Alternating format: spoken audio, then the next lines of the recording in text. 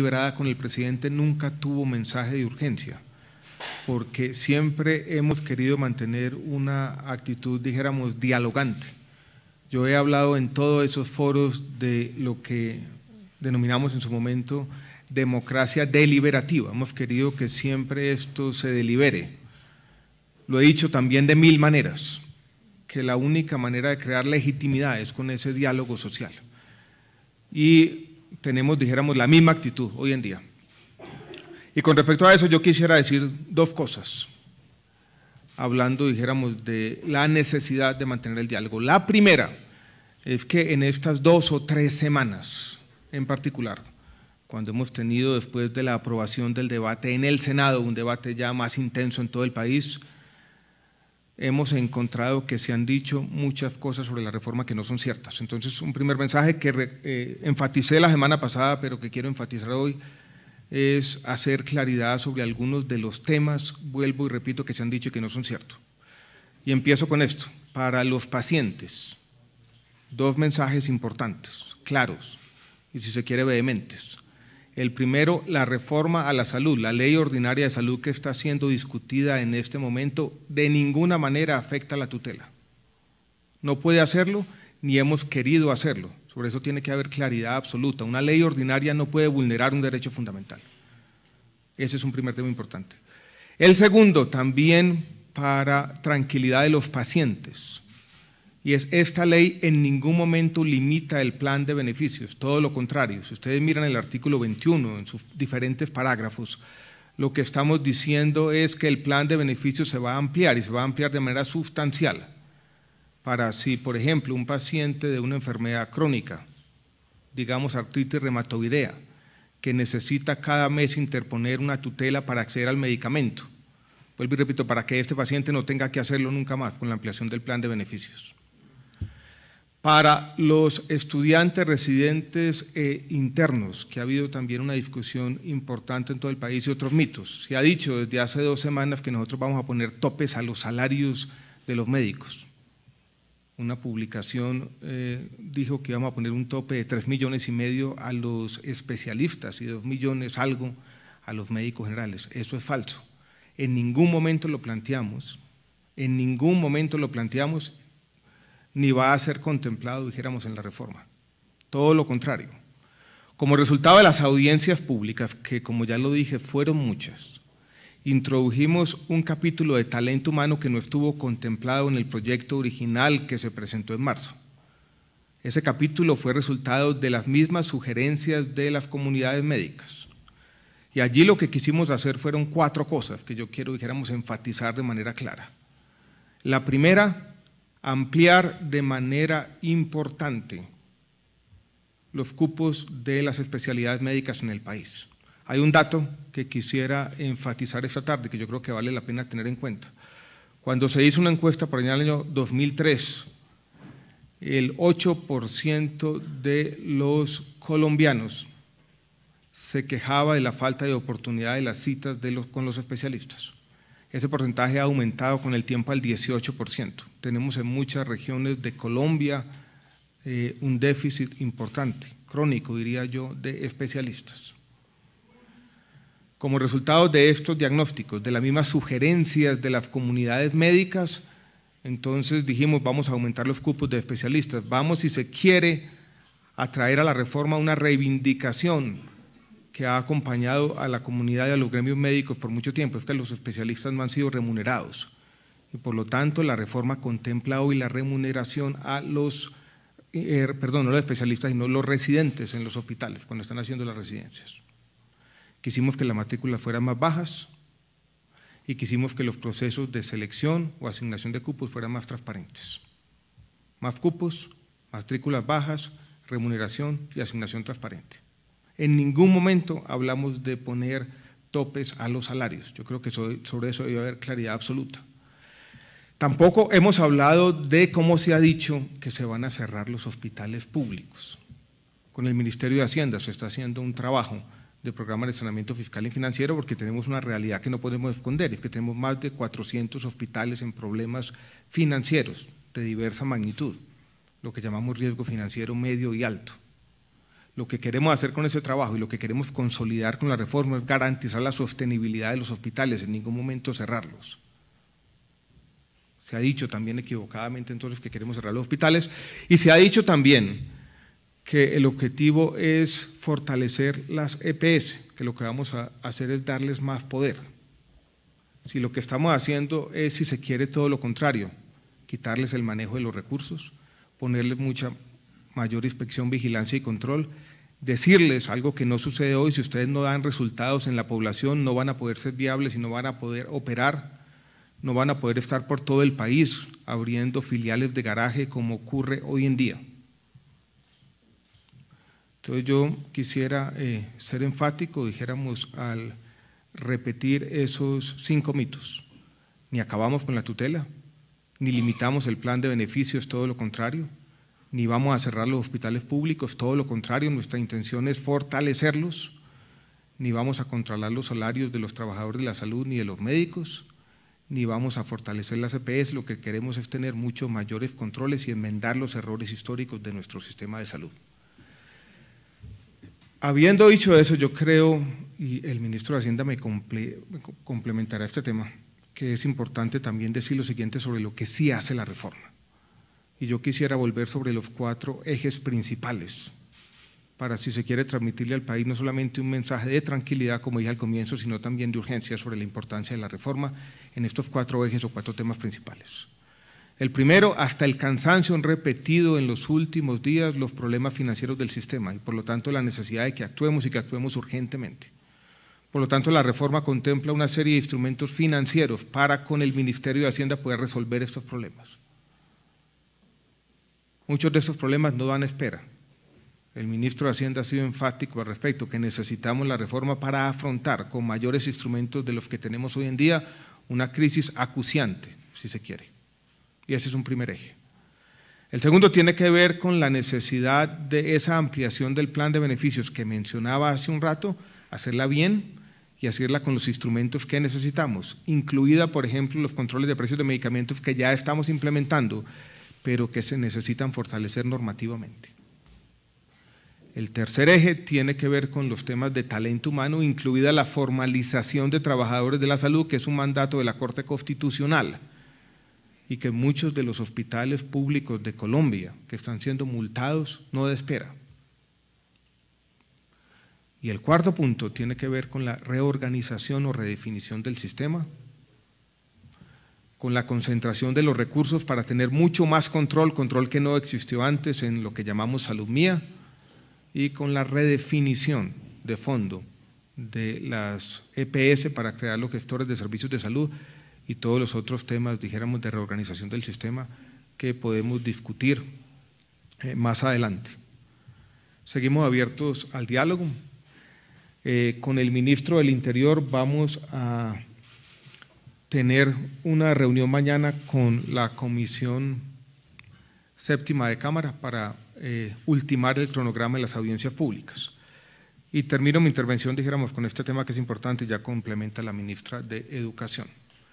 Desde hace un mes hemos venido reuniéndonos de manera sistemática con los rectores de las universidades, con los decanos, con la Asociación Colombiana de Facultades de Medicina y con la Asociación Colombiana de Universidades, con ASCUN y ASCOFAME, que son los 2 gremios más importantes. Con ellos, antes de que se aprobara la reforma en el Senado, hemos venido discutiendo los asuntos de talento humano. Con ellos hemos compartido desde el comienzo un diagnóstico y unos objetivos generales, que ya los enuncié. Resolver el déficit de especialistas en el país, si se quiere reducir las matrículas, encontrar las formas para pagarle a los residentes y demás.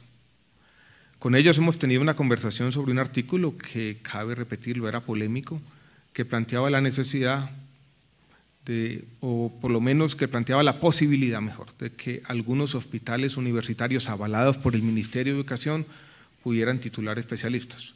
Esta mañana tuvimos una reunión con el mismo grupo, un grupo, dijéramos, de representantes de los rectores y de decanos y los diferentes gremios. Y en esa reunión surgió una alternativa al articulado que tenemos hoy en día y que aprobó el Senado. Una alternativa, como lo va a explicar la ministra de Educación, contempla la creación de unas instituciones, de un consejo, de un Sistema Nacional de Residencias Médicas y de un consejo que se va a encargar de cumplir estos objetivos que ya he enunciado. Con base en ese acuerdo, llamémoslo de esta manera, nosotros estaríamos dispuestos de presentarles a los ponentes en Cámara una alternativa de articulado, 3 o 4 artículos que ya tenemos redactados, que harían innecesarios entonces el artículo 52 que contemplaba esa posibilidad de que los hospitales universitarios con mayúscula pudieran graduar especialistas. Podemos entrar en detalles y la ministra ya les explicará en detalle, repito, algunos de los puntos del acuerdo. Muy buenas tardes. Muy buenas tardes a todos. Bueno, primero que todo quiero expresar que el Ministerio de Educación y todas las universidades e instituciones de educación superior celebramos la decisión que tomó el señor Ministro de Salud esta mañana de retirar del proyecto de articulado aquel artículo que preveía que los hospitales universitarios pudieran expedir títulos a nivel de especializaciones médicas, por cuanto ello vulneraba la autonomía del sector educativo de nuestras universidades y por supuesto lo previsto en la Ley 30 del 92. Dicho lo anterior, quiero decirles que hay un total consenso en el sector educativo de que esta reforma es necesaria, especialmente en lo que tiene que ver con formación y fortalecimiento del talento humano. Tenemos que ser capaces en nuestro país de formar ese talento humano, esos profesionales del sector salud que requieren todos los colombianos para poder tener un servicio de salud pronto, eficiente, como se lo merecen cada uno de los ciudadanos. Pues bien, quiero decirles que desde el sector educativo compartimos el diagnóstico que se ha hecho en el sentido de que se requieren más especialistas, especialmente en algunas áreas y para algunas regiones, porque hay una total carencia de ellos. Igualmente compartimos que debemos fortalecer los procesos de articulación entre el sector de salud y el sector de educación, con el propósito de definir las políticas en materia de formación del talento humano, definir las reales necesidades que tiene nuestro país en materia de formación de estos especialistas y en general de todos los profesionales asociados al área de la salud. Compartimos igualmente la necesidad de entrar a revisar el sistema de selección o de admisión de nuevos profesionales que quieran ingresar a hacer una residencia en las distintas universidades. E igualmente consideramos muy importante fortalecer las alianzas entre las instituciones de educación superior y las IPS. Dicho lo anterior, entonces se convino con el señor ministro mirar entonces y estudiar la posibilidad de crear un Sistema Nacional de Residencias Médicas con un Consejo Nacional de Residencias Médicas que será un órgano asesor del Gobierno Nacional, tanto del Ministerio de Salud como del Ministerio de Educación. Y ese órgano máximo estaría conformado por representantes del Ministerio de Salud, del Ministerio de Educación, pero también representantes del sector académico, de las IPS, también por egresados de las diferentes especializaciones, representantes de los estudiantes, para que juntos pudiéramos avanzar en la solución de estos problemas que se han identificado y estas carencias que se han identificado en materia de formación de talento humano para el sector salud. De manera que, nuevamente, quiero expresar que nos parece de la mayor importancia la decisión que se tomó esta mañana, que como bien lo dijo el señor Ministro de Salud, con el liderazgo del Ministerio de Educación hemos venido sosteniendo múltiples reuniones entre los representantes del sector educativo con el sector salud para ir encontrando fórmulas y soluciones que permitan en últimas tener el recurso humano, el capital humano más idóneo que requiere nuestro país para prestarle a todos los colombianos el servicio de salud que todos los colombianos necesitan y se merecen. Tiene la palabra el señor ministro de Hacienda. Bueno, muy buenas tardes a todos. Estamos muy satisfechos de estar acá en esta rueda de prensa conjunta. Lo primero es destacar que el propósito del gobierno es acertar, es resolver los problemas de la salud al pueblo colombiano. El propósito del gobierno es atender una situación que lo dicen todas las encuestas, pone a la salud como una de las principales preocupaciones de los colombianos. Y es un esfuerzo en equipo, por eso estamos aquí 4 ministros, es un esfuerzo de gobierno, porque el problema de la salud tiene muchas dimensiones, la propia del señor ministro de Salud, pero también los temas de la educación de nuestros médicos y nuestros especialistas, están los aspectos financieros y fiscales del sistema y por supuesto también el debate político y participativo de una reforma tan importante. Por eso es un trabajo en equipo de gobierno. Yo tuve la oportunidad de estar este sábado pasado en Puerto Asís, en el departamento del Putumayo, y visitar el hospital. Y tuve allá un diálogo con las personas que laboran en las tareas propias del sector de la salud, enfermeros y enfermeras, médicos que, digamos, viven en el sector de la salud. Y me encontré con una situación que considero es inaceptable. A las personas que trabajan en el hospital de Puerto Asís, hace 4 meses no se les paga su salario. Y no se les paga su salario porque a su vez las EPS no le han pagado las cuentas que le deben al hospital. Y el hospital no tiene con qué pagar la nómina.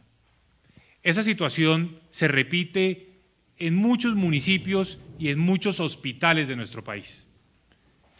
Podríamos decir que los hospitales están en una situación crítica, están atravesando una situación muy compleja, porque precisamente el sistema no está funcionando.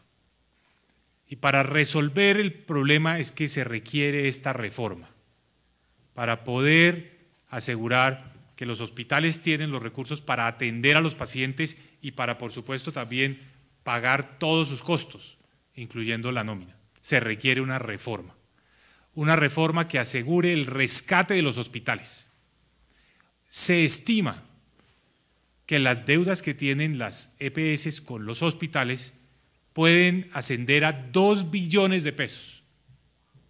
Para resolver esa situación se requiere de una reforma que nos dé nuevas herramientas legales para que podamos entrar a intervenir y a darle un alivio, un rescate a los hospitales de Colombia, para dejarlos en condiciones de que puedan absorber un nuevo sistema. Es decir, necesitamos un borrón y cuenta nueva. Y para eso se requieren facultades que solo la ley nos puede dar. El saneamiento y rescate de los hospitales de Colombia es urgente y requiere de esta reforma, requiere de esta ley. Y también todos los colombianos sabemos que para acceder a la salud, en muchos casos hoy se tiene que tramitar una tutela. Esta reforma le va a permitir a los colombianos poder tener beneficios en cuanto a tratamientos, en cuanto a medicamentos, sin tener que invocar una tutela. Es decir, sin acudir a los jueces, acudiendo directamente a los médicos, como debe ser. Eso también lo va a permitir esta reforma. Un acceso directo a más beneficios, sin tener que ir por la vía de los jueces, simplemente porque son derechos que directamente tiene la población con un plan de beneficios más amplio. Esta es otra gran ganancia para los colombianos. Menos trámites, menos intermediarios, acceso directo a la salud. Pero este es un debate que el gobierno lo ha querido hacer de forma amplia, participativa, no atropellando, no a las carreras. Y así se está conduciendo. Y en ese proceso, por supuesto, ha habido interesados en tergiversar la realidad de lo que es la reforma, en desvirtuarla, en decir cosas que no son ciertas, como lo acaba de mencionar el ministro de Salud, que se le va a poner un techo a la remuneración de los médicos, cosa que es absolutamente falsa.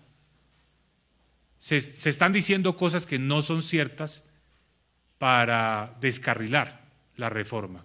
Lo que el país debe saber es que estamos trabajando con mucha seriedad, con prudencia, con cautela, para resolver problemas estructurales. La crisis hospitalaria que requiere de una reforma radical, que nos dé las herramientas para entrar a darle apoyo a todos los hospitales que están en dificultades. Y nos va a permitir también esta reforma darle a los colombianos un plan de beneficios más amplio que les permita acceder directamente a la salud y no a través de la intermediación de una tutela, sino un beneficio directo que la población lo tiene porque el plan de beneficios así lo establece.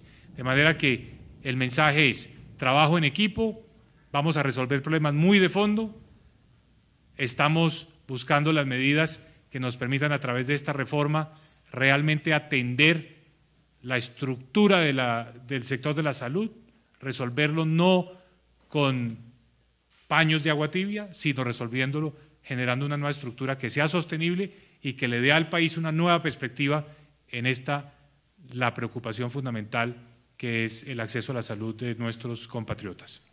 Tiene la palabra el doctor Aurelio Iragorri. Muy buenas tardes para todos. Voy a referirme específicamente a 4 puntos. Primero, esta reforma no es improvisada. Su construcción, su diseño se hizo de manera conjunta con todos los actores, no solo del sistema de salud, sino de más de 80 foros que se hicieron a lo largo y ancho del país. Y esa construcción, que duró aproximadamente un año, tuvo debates en el Senado de la República por más de 8 meses. Así que el primer punto es que no es una reforma improvisada, es una reforma estudiada. No habrá seguramente un proyecto de ley perfecto, pero este proyecto se acerca sustancialmente a lo que queremos, que es solucionar los problemas de los colombianos en la atención en salud. Segundo punto, el objetivo de este proyecto es los problemas de salud del pueblo colombiano. No hay un objetivo distinto, no se quieren beneficiar intereses particulares de ninguno de los sectores. No hay un interés distinto al de la atención de todo el pueblo colombiano.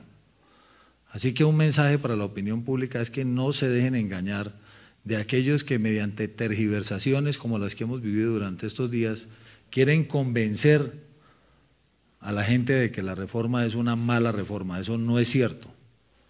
Y el sistema de salud está haciendo crisis en Colombia y necesita de esta reforma para varios temas, como ya lo han mencionado: salvar financieramente a los hospitales, ampliar los niveles de cobertura para que, a diferencia de lo que están diciendo, no todas las atenciones o muchas de ellas tengan que ser por vía de tutela.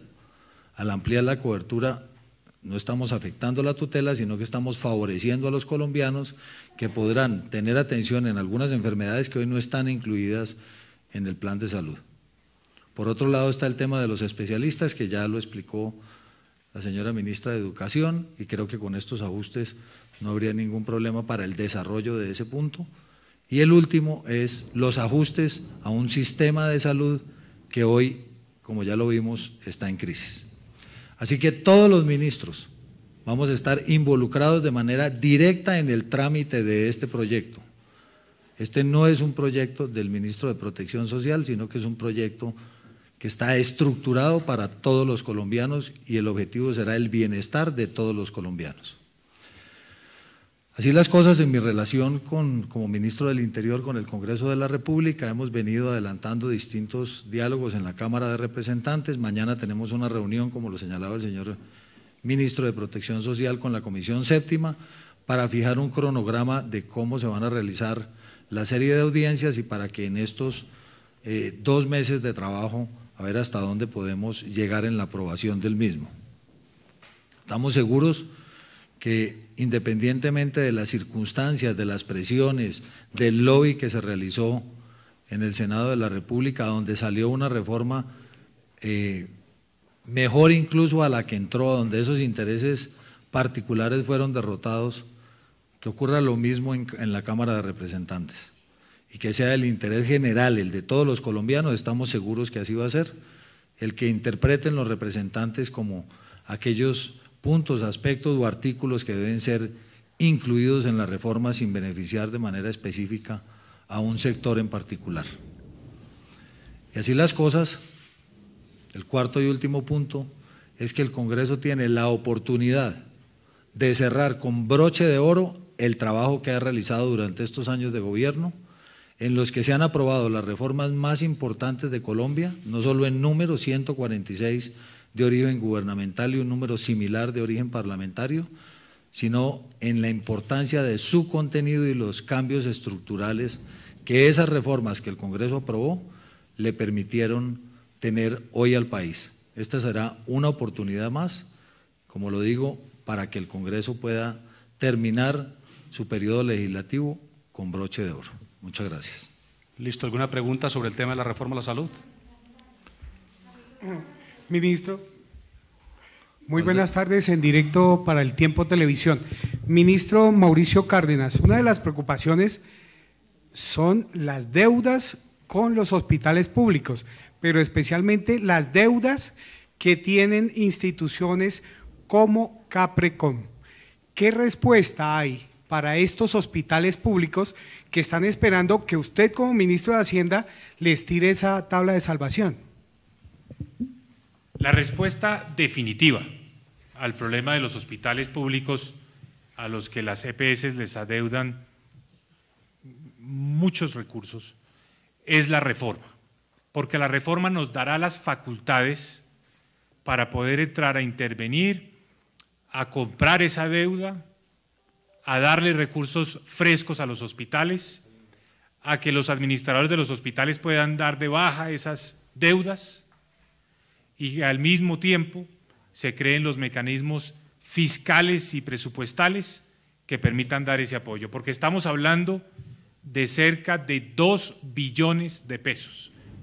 Si no tenemos las facultades que nos dará esta ley, va a ser muy difícil resolver ese problema, por no decir que va a ser imposible. Necesitamos una ley que realmente cree las herramientas y los instrumentos para que le podamos dar a esta crisis hospitalaria el mismo tratamiento que se le dio a la crisis financiera que se vivió en 1999.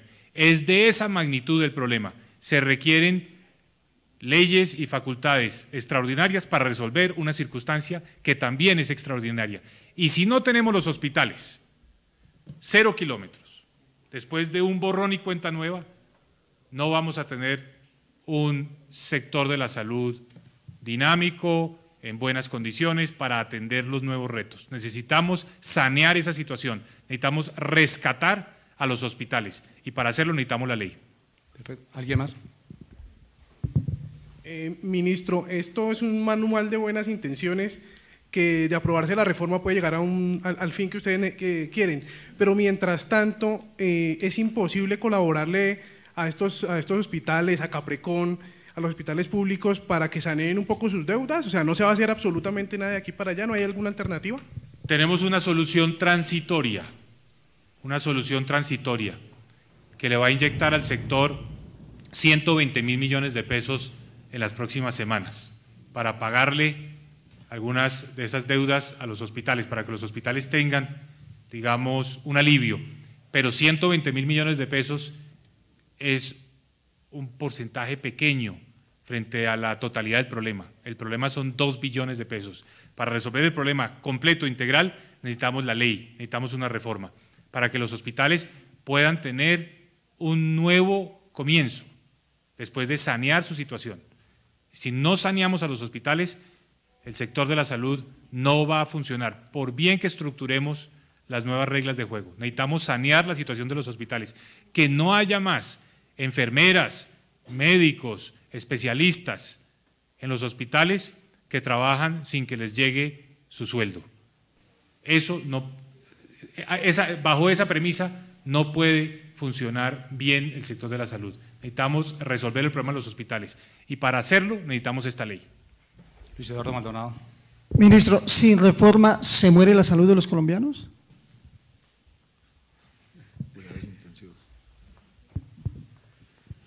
Como bien lo ha dicho el ministro de Hacienda, la reforma nos da los instrumentos que hoy no tenemos, o por lo menos no los tenemos plenamente, para lidiar con lo que yo en otros escenarios he llamado una quiebra sectorial. El ministro de Hacienda hacía referencia a una experiencia que vivió en Puerto Asís el día sábado. Yo vi una parecida, no personalmente, pero el viernes en la tarde recibí llamadas angustiadas del Hospital Federico Lleras Acosta de Ibagué, que está pasando por una situación que yo diría es incluso más difícil que la que se está viviendo en Puerto Asís. Entonces tenemos aquí un problema muy urgente, tenemos 120.000 millones de pesos en la subcuenta de garantías del FOSIGA, que nos permite hacer un alivio temporal, pero sin los instrumentos contemplados en la reforma va a ser muy difícil, por no decir imposible, lidiar con una crisis de esta magnitud. Quisiera hacer una claridad aritmética, dijéramos, para todos, porque aquí a veces, dijéramos, estamos manejando cifras muy distintas y eso genera un poquito de confusión en la opinión pública. Se ha mencionado una cifra que ustedes de pronto han oído en diferentes escenarios de 14 billones de pesos, como la deuda total del sistema con el sector hospitalario público y privado. Esa cifra de 14 billones de pesos tiene en cuenta los flujos corrientes de recursos. Esto es, si se generó una factura el día de ayer por un servicio prestado, ya se considera parte de la deuda. Por lo tanto, allí no es que tenemos que hacer el énfasis. Si uno va depurando esta situación y mira cuáles son las deudas que tienen, dijéramos, más plazo, de mayores de 180, mayores de 360 días, y nos concentramos sobre todo en aquellas EPS liquidadas y en Caprecón, donde están los problemas más acuciantes, se llega a la cifra de 2 billones de pesos que menciona el ministro de Hacienda, y es donde tenemos que poner el énfasis. No en cubrir las deudas de algunas de las EPS que puedan transformarse en gestores y que puedan fortalecerse patrimonialmente y que por lo tanto el Estado no tiene que asumir, sino de aquellas donde tenemos que poner el énfasis. Entonces yo creo que ahí es importante para la claridad de todos, porque a veces se mencionan unas cifras de un lado, otras cifras del otro. Esa cifra de 2 billones es un cálculo aproximado de los recursos públicos que se necesitarían para resolver los problemas de las deudas, llamémoslas impagables, hoy en día en el sistema, y para salvar no a las EPS, como se ha dicho equivocadamente, sino a los hospitales, su gran mayoría la red pública de hospitales, pero también pondríamos el énfasis en la red privada, donde también hay deudas muy grandes. Dos últimas preguntas, periodista CNMI. Ministro, el florero de Llorente con los hospitales públicos fue el tema de la integración vertical. ¿Qué va a pasar en ese sentido? Porque pues les preocupa las deudas, pero para ellos dicen que es el fin, el tema de la integración vertical, permitiéndole a la CPS hasta el primer nivel. A los pacientes, ministro de Hacienda, le molesta el tema que usted explicó y dice que el derecho va hasta donde la sostenibilidad fiscal alcance. ¿Qué va a pasar? ¿Es eso cierto? O sea, si no hay plata en la nación, entonces no hay derecho a la salud. Y ministra, lo del sistema de residentes, ¿las universidades se comprometieron a más cupos? Bueno, entonces, si quiere respondo yo la primera pregunta, la mitad de la segunda, y le doy la otra mitad al ministro de Hacienda, y ya la ministra de Educación responde la tercera. Entonces respondo la primera. Sobre el tema de integración vertical, también para seguir haciendo énfasis en un punto que hemos enfatizado una y otra vez, y es la apertura al diálogo. Ese es un debate, y lo dije yo en el Senado cuando se aprobó la ley hace apenas 2 o 3 semanas, y lo vuelvo a repito, es un debate abierto todavía en un tema muy álgido que confronta intereses poderosos en este sector, pero es un debate que no hemos cerrado todavía. Hay una preocupación en los hospitales públicos con la integración vertical como fue aprobada, esto es hasta los niveles básicos y primarios, y hubo, yo creo que desinformación también al comienzo, porque se dijo que la reforma no contemplaba un porcentaje obligatorio de contratación con la red pública. Ese porcentaje está allí, es el 60%. Yo he hablado con unos hospitales donde ellos dicen que se debería hacer claridad de que ese 60% debería exigirse también de manera explícita para los primeros niveles, no tenemos ningún problema.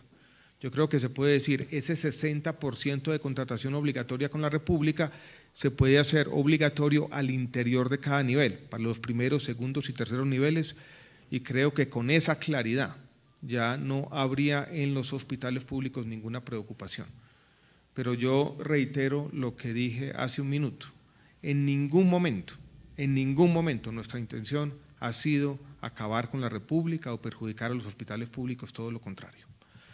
Sobre el tema de sostenibilidad, este es un debate que no ha estado circunscrito a este proyecto de ley, y es un debate que tuvimos incluso con el ministro de Hacienda cuando se aprobó el proyecto de ley estatutaria.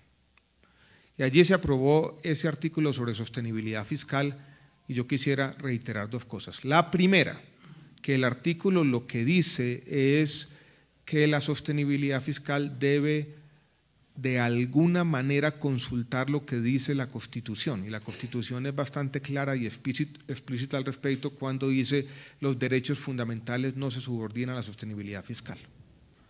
Y segundo, si ustedes leen la ley estatutaria, es bastante clara cuando dice todos los principios enunciados, que son más de 20, tienen exactamente el mismo peso.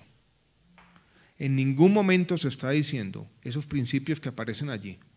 Dentro de ellos está el acceso, por ejemplo, a los medicamentos de alto costo, van a estar subordinados a la existencia o no de recursos fiscales.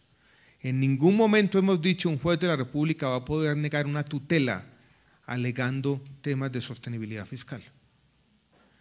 Sobre eso hicimos claridad cuando se debatió la ley estatutaria y la seguiremos haciendo. Tenemos que sí tener un sistema de salud coherente, un contrato social coherente, como lo he llamado yo en diversos escenarios. Esto tiene que haber una correspondencia mínima entre los recursos que existen para financiar el sistema y lo que estamos ofreciendo.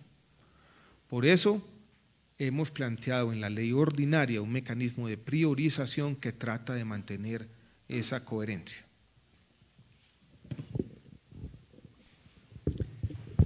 ¿Cuál es la respuesta en términos de lo que es la preocupación para un padre o madre de familia en Colombia? Muchas veces, cuando tienen un hijo con una condición que requiere atención médica, van a la EPS y la EPS les dice, mire, ese tratamiento, procedimiento o medicamento no está incluido en el POS. Por lo tanto, usted tiene que buscarlo a través de una tutela, en el llamado no POS. Eso le pasa a millones de colombianos a diario. Con esta reforma, más tratamientos, más procedimientos y más medicamentos frente a los que tenemos hoy van a ser de acceso automático, directo, para los colombianos. Es decir, el plan de beneficios va a ser más amplio, y va a ir creciendo en el tiempo en función de nuestras capacidades fiscales. Pero de entrada va a ser más amplio para que millones de compatriotas que se tienen que enfrentar con una realidad día a día, y es que el tratamiento que requieren no está incluido en el POS, no tengan que irse por esa vía engorrosa, compleja, dispendiosa de la tutela, sino que esté ese tratamiento ya incluido en el plan de beneficios. Los colombianos todos ganamos con esta reforma, porque vamos a tener un plan de beneficios, una cobertura más amplia a la que tenemos hoy en día. Y con el tiempo, ese plan de beneficios va a ir creciendo, en la medida en que los recursos aumenten. Esa es la sostenibilidad, eso es lo que quiere decir ese concepto. Pero la realidad es una y clara, no más rechazos porque los tratamientos no están en el POS, más bien reglas claras, donde se sepa exactamente qué está incluido, hay más medicamentos, tratamientos, procedimientos incluidos, y por lo tanto los colombianos vamos a tener acceso directo a los médicos y a la salud. Eso es lo más importante de esta reforma.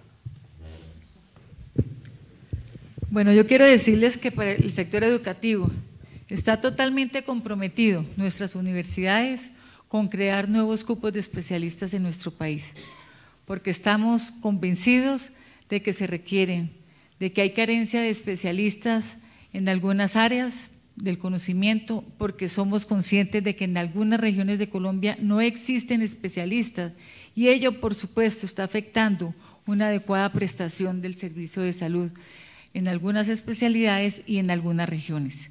Por eso hemos venido trabajando de la mano del Ministerio de Salud, y yo aquí quisiera hacerle un reconocimiento al señor Ministro de Salud, a su viceministro y a todo el equipo del Ministerio de Salud, porque han generado todos los espacios de diálogo, de discusión con todo el sector educativo.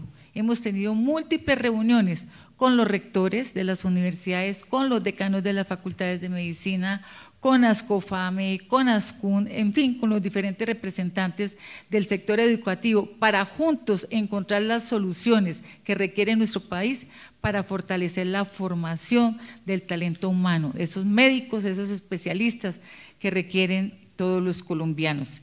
Igualmente convinimos con el Ministerio de Salud que debemos hacer un estudio muy profundo de cuáles son esas necesidades específicas, en qué especialidades es que se requieren esos mayores cupos, en qué regiones, para de esa manera entrar a revisarnos nosotros al interior de nuestras instituciones de educación superior y ver conjuntamente con el sector salud cómo generamos esos cupos adicionales. Otro de los compromisos que hemos adquirido es entrar a revisar también la relación que existe y la forma como funcionan los diferentes convenios de docencia-servicio, que son absolutamente vitales para la formación del talento humano, particularmente de los especialistas, y lo que debemos buscar, por supuesto, es lograr un mejor desempeño de los residentes en este proceso de formación para que los colombianos tengan mejor un servicio de salud.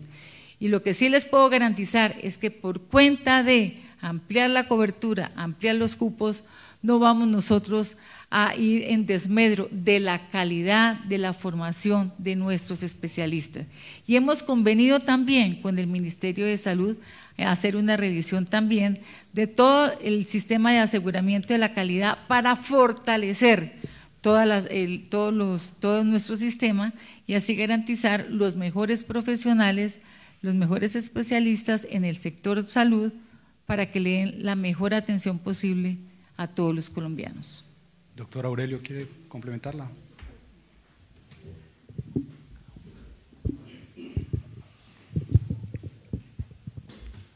No, yo creo que es importante aclarar lo siguiente, para el full. Este gobierno recibió un sistema de salud en cuidados intensivos. Durante estos años hemos hecho todo lo posible por mantener el sistema vivo, pero la cura real al sistema de salud está en esta reforma. Seguramente no curará todos los males que están hoy involucrados en el tema de la prestación del servicio de salud, pero sí está la cura a muchos de esos males en esta reforma y por eso es importante su aprobación. Las críticas dicen que la reforma es mala y ustedes han oído los ejes fundamentales y quiero simplemente reiterarlos para ver qué tan mala en la lógica le parece a uno. El primer tema es el tema financiero y lo que ha dicho el ministro de Hacienda, el ministro de Protección Social, es que sin esta ley podrían quebrarse los hospitales y los entes prestadores del servicio de salud. Entonces va hablando de salud, el tema de sanidad. Se van a sanear las deudas con los hospitales y de una vez, al hacer esta operación, se salvan muchas de las prestadoras del servicio, de las EPS que hoy deben a esos hospitales públicos. Ese es el primer punto. Yo no veo nada distinto a buenos aspectos y buenos augurios para la prestación del servicio y por el contrario, ante la no aprobación, la posibilidad de que se quiebren estos hospitales. El segundo punto era la formalización o es la formalización de los prestadores de servicio, los funcionarios que trabajan hoy en los hospitales y esa formalización pues trae todos los beneficios que representa esa figura. Y al mismo tiempo está el tema de los especialistas que le da una oportunidad a quienes estudian medicina y se les hace casi imposible lograr un cupo para hacer su especialización en Colombia. Y por el otro lado, la posibilidad de que una persona que solicita una cita con un especialista no tenga que esperar 3 o 4 meses porque va a haber más especialistas a disposición en la prestación del servicio de los colombianos. Ese es el segundo punto que hace relación al tema de formalización y especialistas. No le veo hasta ahí desde el punto de vista lógico ningún aspecto negativo a la reforma. El tercero, ampliación de cobertura. Hoy gran cantidad de colombianos tienen que acudir a la tutela, no es que estemos en desacuerdo con la tutela, queremos es que tengan que acudir menos a esa figura porque al ampliar la cobertura tendrán la posibilidad de que unas enfermedades que no están incluidas hoy formen parte del sistema. Esto agilizará los trámites, dará un servicio más justo para los colombianos. Ese es el tercer punto. Y el cuarto eje, que es el más discutido, es si el sistema nos parece tan bueno hoy, entonces mejor no lo reformemos, que eso es lo que están diciendo en la calle. No, el sistema tiene graves fallas y por eso hay que entrar a hacer una reforma estructural a cómo se está prestando el servicio hoy para los colombianos. Y el marco de estos 4 puntos es uno solo. El objetivo es el pueblo colombiano, no hay objetivo distinto. Y por eso todo el gobierno va a estar directamente involucrado en este proceso, en lo que falta para la aprobación de la reforma, que consideramos que es fundamental y traerá grandes beneficios para el pueblo colombiano. Última pregunta, Anela Arboleda. Ministros, el Congreso en reiteradas ocasiones ha dicho que no van a votar, algunos congresistas, claro, porque hace falta compromiso del Gobierno Nacional. Aquí ya hay 4 de los ministros y todo suena perfecto y maravilloso. ¿Qué es lo que hace falta para que efectivamente el Congreso la apruebe y la saque a flote? No, es que el cuento del compromiso era puro cuento, porque cuando estábamos en Senado tramitando el proyecto, decían que es que el ministro estaba solo, y mientras tanto, tanto el ministro de Hacienda como el ministro del Interior estaban en reuniones en distintos sitios a la plenaria del Senado para buscar socializar el proyecto y lograr, como se logró al final, la aprobación del proyecto. Entonces, falta de compromiso del gobierno no ha habido, ninguna, ni en el trámite en el Senado, ni en el trámite previo para la, digamos, para la estructuración de esta reforma. ¿Qué dificultades hay ahora? Pues que el Senado de la República tuvo 8 meses para la discusión y que en la Cámara solamente tenemos en este momento, digamos, en términos muy extensos, 2 meses. Esa es la dificultad real que hay en la discusión, pero creemos que esa discusión pública que se hizo a lo largo y ancho del país en estos 8 meses anteriores van a servir para perfeccionar o mejorar aún más el proyecto y vamos a ver hasta dónde podemos llegar en la aprobación del mismo de aquí al mes de diciembre. Finalmente, señor Ministro de Salud. Bueno, yo quisiera, y este es otro full, Aurelio, que no es una frase mía, es una frase del ministro de Hacienda en uno de los primeros presentaciones públicas que tuvimos, que ha sido de alguna manera una guía, un principio que nos ha guiado desde el comienzo, y es que esta no es una reforma para los agentes, es una reforma para la gente, para lo que llama el doctor Aurelio el pueblo colombiano. Por eso ustedes pueden ver en la calle que hay algunos de los agentes protestando. Siempre tuvimos desde el comienzo esa guía, queremos beneficiar a la gente, la oportunidad, la calidad, el acceso de los servicios. Se ha mencionado aquí el tema de la tutela, yo voy a tratar de ser sintético, ya llevamos mucho tiempo, de darles 6 ejemplos de cómo esta reforma podría mejorar a la gente, a los colombianos. Y son ejemplos tomados de esa etnografía de todos los días, de lo que hizo el ministro en Puerto Asís, del diálogo permanente que tenemos con todos los ciudadanos. El primero tiene que ver con la afiliación. Como ustedes bien saben, la reforma está concentrando en salud mía el tema de la afiliación, que ya no lo van a poder seguir haciendo las EPS. Hoy en día es imposible para un colombiano, casi imposible, ustedes de pronto lo han vivido, muchos de los colombianos que nos están viendo y oyendo lo han vivido, cambiarse de EPS. Yo estoy en una EPS muy mala, no me gusta, o liquidaron en la que estaba. Trato de ir a una y a la otra, toco la puerta, me la cierran en las narices. Con la reforma los colombianos podrán cambiarse de EPS y podrán irse hacia las EPS mejores y podrá por primera vez en la historia, después de 20 años de la Ley 100, existir un mercado de verdad que permita, vuelvo y repito, a la gente irse hacia los gestores, así se van a llamar y van a ser distintos, que funcionen. Y eso es una innovación grandísima. Segundo, lo hemos dicho una y otra vez, los enfermos crónicos, los enfermos de cáncer, que hoy tienen que todos los meses poner una tutela para acceder a su medicamento, no van a tener que poder hacerlo. Vamos a ampliar el plan de beneficios para incluir esos medicamentos de manera sustancial. Tercero, no se ha enfatizado, pero fue un punto importante que surgió en la discusión en el Senado, y es que los pensionados, o la gran mayoría de los pensionados, el 80-90%, ya no tendrán que pagar copagos y cuotas moderadoras. Allí hay un beneficio directo para la gente también, que tampoco se ha enfatizado en la discusión pública. Cuarto, con lo que vamos a hacer en el tema de la vigilancia a los gestores de servicios de salud. No va a pasar algo que pasa todos los días en Colombia. Llega una persona a un puesto de salud de primer nivel, lo tienen que remitir a un hospital de mayor nivel de complejidad. No pueden hacerlo porque la EPS dice no tiene la red abierta.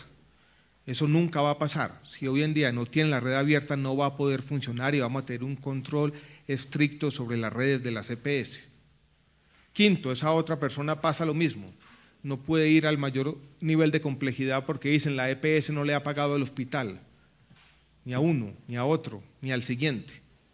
Con lo que queremos hacer en el tema financiero y consolidar la salud de los hospitales, esto no va a pasar nunca más. El tema de los especialistas. Cuando hacemos las encuestas, y el Departamento Nacional de Planeación ha hecho varias recientemente, hace una cada año, la queja más recurrente de los colombianos es la oportunidad de las citas con especialistas. Lo que queremos hacer, y ya lo reiteró la ministra, es ampliar la oferta de especialistas en Colombia para que una tercera parte de los colombianos no se siga quejando de manera sistemática y nos siga diciendo no podemos acceder con la oportunidad requerida de los especialistas. Perfecto. En varias de las visitas que hemos hecho a Colombia, en zonas rurales sobre todo, ya para terminar de una vez por todas, nos han dicho, mire, las EPS se quedan en la cabecera municipal, nunca llevan medicamentos a las diferentes veredas y centros poblados. Nosotros vamos a hacer un seguimiento estricto, le vamos a pagar por resultados a las EPS y nunca impunemente van a poder hacer lo que hacen hoy en día. Esto es, entre otras cosas, no llevarle medicamentos a los habitantes de las zonas distintas a los centros poblados, como lo hacen hoy en día.